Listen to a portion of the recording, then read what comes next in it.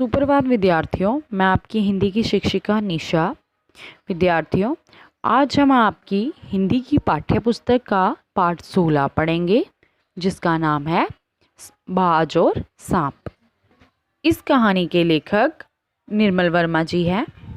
इस कहानी में उन्होंने एक बाज और सांप की कहानी बताई है, जिसमें उन्होंने दो अलग अलग चरित्रों के बारे में चर्चा की है।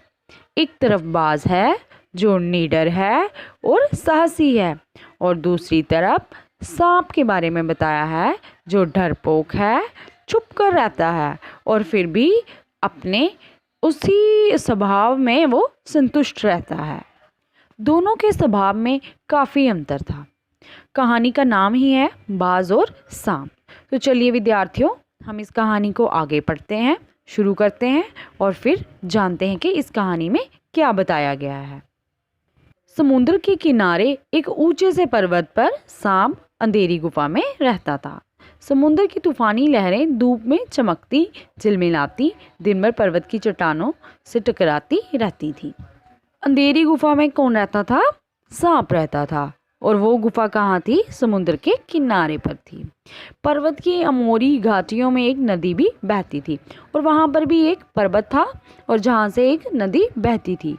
नदी जो है वो नीचे बहती जाती थी और पत्थरों को तोड़ती जाती थी। कहने का भाव ये है कि पत्थरों से होती हुई नदी जो है वो आगे आगे शोर मचाती हुई समुद्र की तरफ बढ़ती जाती थी।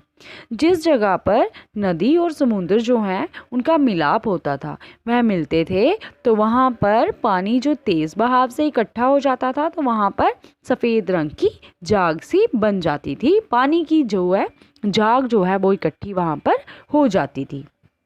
जैसा कि हमने पढ़ा कि अंधेरी गुफा में सांप रहता था, तो वहीं पर सांप जो है वो अपनी गुफा में बैठकर लहरों की गर्जन, आकाश में छिपती हुई पहाड़ियाँ, टेढ़ी मेढ़ी बल खाती नदियाँ, गुस्से से भरी आवाज़ें जो आती थी, तो सांप अपनी गुफा में बैठकर उसको सुनता और अपने आप में, अपने मन में ही संतुष्ट रहता कि मैं क्या हूँ, सुरक्षित हूँ और मैं अपनी गुफा में सुखी हूँ।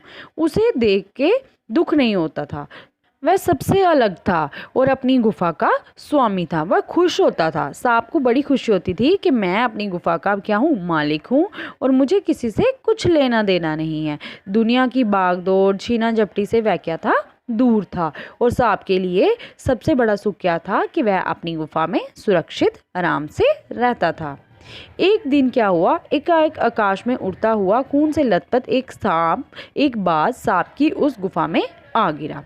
एक दिन क्या हुआ कि एक जो बाज था वो ऊपर से जा रहा था और खून से लिपटा हुआ था, तो वह सांप की गुफा के आगे आकर गिर पड़ा। उसकी छाती पर कितने ही जख्मों के निशान थे, पंख भी खून से सने हुए थे और वह अधमरा सा जोर जोर से हाँफ रहा था। जमीन पर गिरते ही उसने एक दर्द भरी चीख मारी और उसके पंख जो है वो फड़फड़ाने लगे और वह धरती पर लौटने लगा।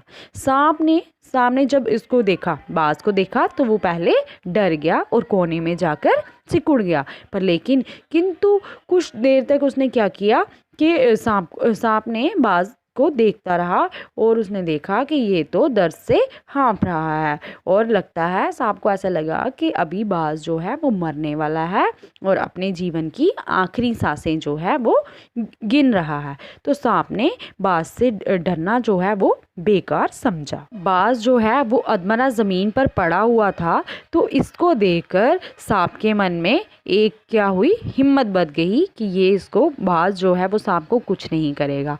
तो रेंगता हुआ जो है ये पक्षी के पास पहुंचता है सांप, और उसकी तरफ कुछ देर तक अच्छी तरह से देखता है और फिर मन ही मन में खुश भी होता है और फिर कहता है, क्यों भाई इतनी जल्दी मरने की तैयारी कर ली। जब ऐसा सांप जो है वो बाज को बोलता है, तो बाज वहाँ से बोलते हैं कि शरीर में ताकत रही, कोई सुख ऐसा नहीं बचा जिसे ना भोगा हो। दूर दूर तक उड़ानें भरी हैं मैंने, आकाश की असीम जो ऊंचाइयां हैं उसको अपने पंखों से नापा हुआ है। तो फिर जो बाज है वो सांप को कहता है कि तुम्हारा तो बहुत ही दुर्भाग्य है कि तुमने कभी आकाश में उड़ने का आनंद ही नहीं मिला। इसके जवाब में सांप कहता है, आकाश आकाश को मैं क्या करूँगा, चाटूँगा? आकाश में आखिर रखा ही क्या है? मैं तो आकाश में रेंग भी नहीं सकता हूँ ना भाई। तुम्हारा आकाश तुम्हें ही मुबारक, मेरे लिए तो ये गुफा ही भली है। इतनी आरामदेह और सुरक्षित जगह और कहाँ मिलेगी। अब यहाँ पर क्या होता है कि बाज जो है वो खुली हवा में निडर होकर सारी सीमाओं को तोड़ना चाहता है। वो बहादुर है, तो इसलिए उसको खुले आकाश में उड़ना और बड़े बड़े काम करना जो है वो अच्छा लगता है। पर लेकिन दूसरी तरफ सांप क्या है, सांप जो है वो डरपोक है और वो क्या करना चाहता है, वो अपनी गुफा से बाहर ही नहीं निकलना चाहता है। वो छुप कर रहता है और अपने आप को सुरक्षित महसूस करता है, इसीलिए उसको आकाश में उड़ने की चाह भी नहीं है। और वह सोचता है कि इस गुफा से और ज़्यादा सुरक्षित और कोई जगह जो है वो सांप के लिए नहीं हो सकती है, और वह उसी में संतुष्ट रहता है। फिर सांप जो है वो मन ही मन बाज की बातों पे हंसता है। उसको ऐसे लगता है कि बाज जो है वो मूर्ख है, और सांप को लगता है कि हमें उड़कर या रेंगने के बीच कोई ज़्यादा अंतर नहीं है। भगवान ने बाज को पंख दिए हैं, इसलिए वह उड़ सकता है, और सांप को पंख नहीं दिए हैं, उसको रेंगने के लिए बनाया है, तो वो रेंगता है ज़मीन पे। वो सांप का मानना है कि इसमें ज़्यादा अंतर नहीं है, क्योंकि हम जैसा मर्जी जीवन व्यतीत करें पर लेकिन हमें अंत में मरना ही है। हमारा जीवन जो है, हमारा शरीर जो है वो मिट्टी में मिल जाएगा। सांप को ऐसा लगता है कि भगवान ने हमें जैसा मर्जी बनाया है, अंत में तो हमारा शरीर जो है वो मिट्टी ही हो जाना है और हमें सबको मरना है। इसके बाद अचानक बाज अपना झुका हुआ सिर ऊपर उठाता है और अपनी दृष्टि जो है सांप की गुफा की चारों ओर घुमाने लगता है। गुफा को अच्छी तरह बाज जो है वो देखता है।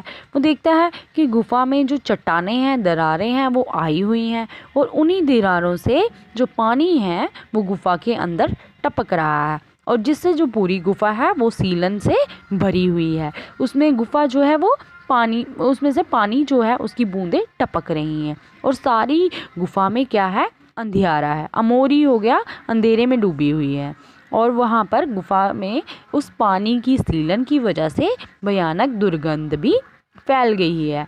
बाज को ऐसे लगता है कि मानो कोई ऐसी चीज़ है जो पता नहीं कितनी देर से पड़ी पड़ी सड़ गई है। इस तरह की बदबू जो है वो वहाँ पर उस गुफा में से बाज को आई, तो बाज के मुंह से अचानक एक बड़ी ज़ोर से चीख फूट पड़ी। तो बाज जो है बड़ी ज़ोर से चिल्लाया आ करके, और कहने लगा कि काश मैं एक बार आकाश में उड़ पाता। बाज जब ऐसा बोलता है तो सांप जो है वो बाज की चीख सुनकर हैरान हो जाता है, और उसके मन में भी एक बार एक ऐसी बात आती है कि काश ये बाज जो है वो आकाश में उड़ पाता। तो वह बाज को कहता है कि अगर तुम्हें इतनी स्वतंत्रता अपनी प्यारी है तो तुम क्या करो, इस नदी के किनारे से, इस पहाड़ी के किनारे से ऊपर चढ़ो और आकाश में उड़ने की कोशिश करो। हो सकता है तुम्हारे पंखों में, तुम्हारे पैरों में इतनी ताकत हो कि तुम आकाश में फिर से उड़ सको। फिर सांप उसको बाज को कहता है कि कोशिश करके देख लो, कि कोशिश करने में क्या हर्ज है, हो सकता है तुम आकाश में उड़ पाओ। सांप की बातें सुनकर बाज के मन में भी एक नई आशा जो थी वो जाग गई थी। बाज का मन भी किया कि क्यों ना मैं इसको देखूं कि मैं उड़ सकता हूं या नहीं उड़ सकता हूं। तो उसके मन में भी उत्साह आ गया, और वह अपने शरीर को घसीटता हुआ चट्टान के किनारे तक ले गया। वहां पर उसने खुले आकाश को आंखें भर के देखा, और उसके मन में एक इच्छा जागृत हो गई कि मैं आसमान में अभी ही उड़ने लगूंगा। वह क्या करता है, गहरी और लंबी सांस लेता है और अपने पंखों को फैलाकर हवा में उड़ने की कोशिश करता है। जैसे ही बाज जो है आकाश में उड़ने की कोशिश करता है पंख फैलाकर, तो उसके पंख जो थे वो टूटे हुए थे और बड़े ही भारी भरकम उसके शरीर को नहीं संभाल पाए, और बाज जो है वो नदी में आकर गिर जाता है। वहाँ पर नदी पर जैसे ही गिरता है तो उसके पंखों पर जो जमा खून होता है वह नदी का पानी जो है वो साफ़ कर देता है, और उसका शरीर जो है वो साफ़ हो जाता है। लहरें चट्टानों पर सिर गुनने लगी, मानो बाज की मृत्यु पर आंसू बहा रही हैं। तो बाज जो है वो नदी में आकर गिर जाता है। तो लहरें जो हैं वो उसको छूती हैं और ऐसा लगता है जैसे बाज की मृत्यु हो गई है और वह क्या कर रही हैं, रो रही हैं। धीरे धीरे पानी के बहाव से बाज का शरीर जो है वो आंखों से ओझल हो जाता है, दूर हो जाता है। और दूसरी तरफ सांप जो है वो अपनी खोखिल में बैठकर, अपनी गुफा में बैठकर आराम से ये दृश्य जो है वो देख रहा होता है। वह बाज की मृत्यु और आकाश के लिए जो उसका प्रेम था उसके बारे में सोचता है और उसके मन में भी एक आकाश को लेकर एक आकर्षण जाग जाता है। अब क्या होता है कि अब सांप के मन में भी एक बात आ जाती है, वह भी जानना चाहता है कि आकाश में ऐसा क्या था जिसके लिए बाज ने अपनी जो है जान की बाजी भी लगा दी। तो वह भी, सांप भी अब क्या करना चाहता था, आकाश में एक बार उड़ना चाहता था। वह भी आकाश में उड़ने का स्वाद जो है वो चखना चाहता था, वो भी महसूस करना चाहता था कि हमें आकाश में उड़कर कैसा महसूस होता है। ये बात जो थी ये सांप के मन में अब बैठ गई थी और वह भी अपने पंख को सिकुड़कर, अपने फन को सिकुड़कर, अपने शरीर को सिकुड़ता हुआ गुफा से रेंगता हुआ बाहर की तरफ आया। और जो सूरज की तपती जो धूप थी वो उसके शरीर को पड़ी और सांप का शरीर जो है वो चमक उठा।